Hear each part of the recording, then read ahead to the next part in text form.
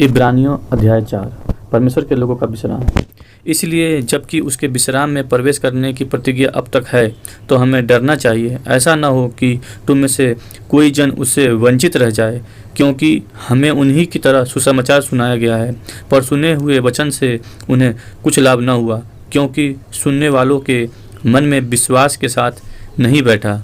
परंतु हम जिन्होंने विश्वास किया है उस विश्राम में प्रवेश करते हैं, जैसा उसने कहा, मैंने अपने क्रोध में शपथ खाई कि वे मेरे विश्राम में प्रवेश करने न पाएंगे। यद्यपि जगत की उत्पत्ति के समय से उसके काम पूरे हो चुके थे, क्योंकि 7वें दिन के विषय में उसने कहीं यूँ कहा है, परमेश्वर ने 7वें दिन अपने सब कामों को निपटा करके विश्राम किया।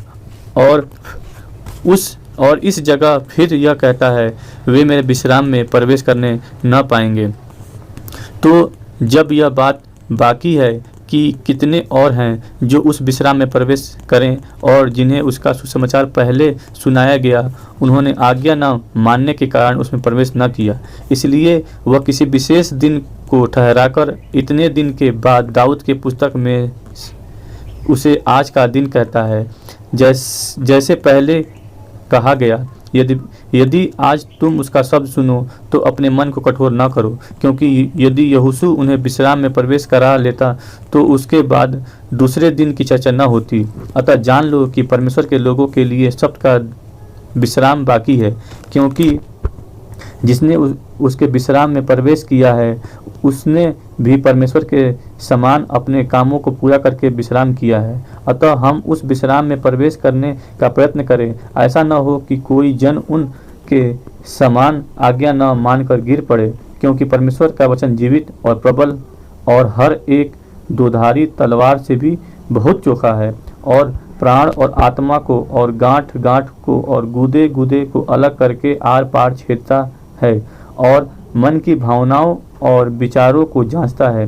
सारी सृष्टि की कोई वस्तु उससे छिपी नहीं है, वरन जिससे हमें काम है उसकी आंखों के सामने सब वस्तुएं खुली और प्रकट हैं। बड़ा महायाजक। इसलिए जब हमारा ऐसा बड़ा महायाजक है जो स्वर्गों से होकर गया, अर्थात परमेश्वर का पुत्र यीशु, तो आओ हम अपने अंगीकार को दृढ़ता से थामे रहें, क्योंकि हमारा ऐसा महायाजक नहीं जो हमारी निर्बलताओं में हमारे साथ दुखी न हो सके, वरन वह सब बातों में हमारे समान परखा तो गया तो भी निष्पाप निकला। इसलिए आओ हम अनुग्रह के सिंहासन के निकट हियाव बांधकर चलें कि हम पर दया हो, और वह अनुग्रह पाए जो आवश्यकता के समय हमारी सहायता करे। आमीन।